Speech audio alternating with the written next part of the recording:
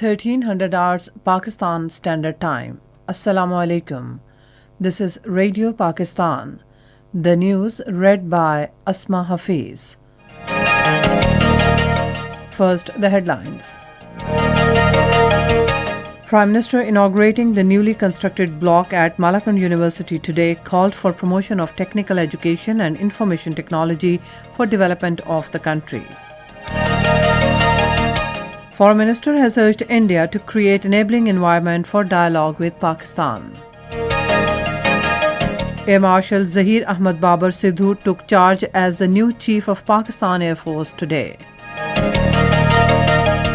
The United Nations Security Council has called for Houthis in Yemen to end an offensive on Marib. And now the news in detail. Prime Minister Imran Khan has stressed the need for promotion of technical education and information technology for development of the country. He was addressing the students at Malakand University after inaugurating the newly constructed block there. Foreign Minister Shah Mahmood Qureshi has urged India to create enabling environment for dialogue with Pakistan. In a statement today, he said Pakistan will not shy away from dialogue if India reviews its policy and expresses readiness for peaceful solution of all issues, including Kashmir dispute.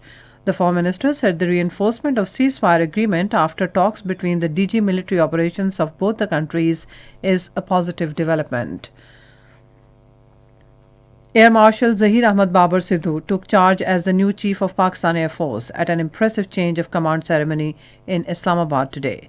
On the occasion, the outgoing Air Chief, Air Marshal Mujahid Anwar Khan, pinned badges on the new Air Chief and presented him the command sword. The outgoing Air Chief also inspected Guard of Honor while a formation of JF-17 Thunder fighter jets presented salute to him. In his address on the occasion, the outgoing Air Chief Mujahid Anwar Khan said that PAF is a strong element of national defense and pride of the nation. The outgoing Air Chief said the Air Force once again lived up to the expectations of the nation and proved to be the guardians of blue skies in the Operation Swift Retort. He said our response was timely and well calibrated, which kept the adversary at bay. Chairman Joint Chiefs of Staff Committee General Nadeem Raza, who is on an official visit to Iraq, has held talks with Iraqi Defense Minister Juma Enad Sadoun Khattab al-Jibori, Iraqi Chief of Staff General Abdul Amir Rashid Yar Abdullah al-Lami, and Commander Iraqi Air Force Lieutenant General Shahab Jihad Ali. During the meetings, both sides deliberated upon various areas of interest, including security and defense cooperation and prevailing regional situation.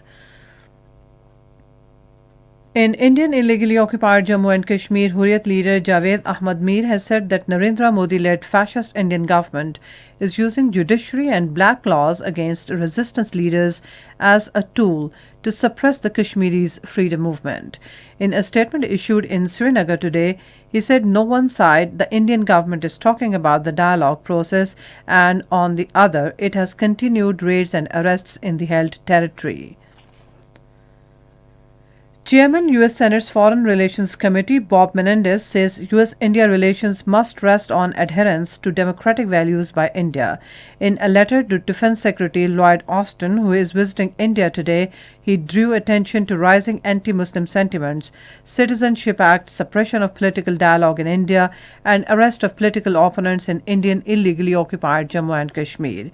Bob Menendez said Modi government's ongoing crackdown on farmers and intimidation of journalists and government critics only underscored deteriorating situation of democracy in India.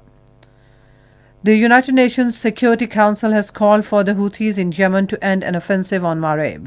In a statement, the 15-member council also condemned cross-border attacks against Saudi Arabia and said the escalation in Marib threatens efforts to secure a political settlement.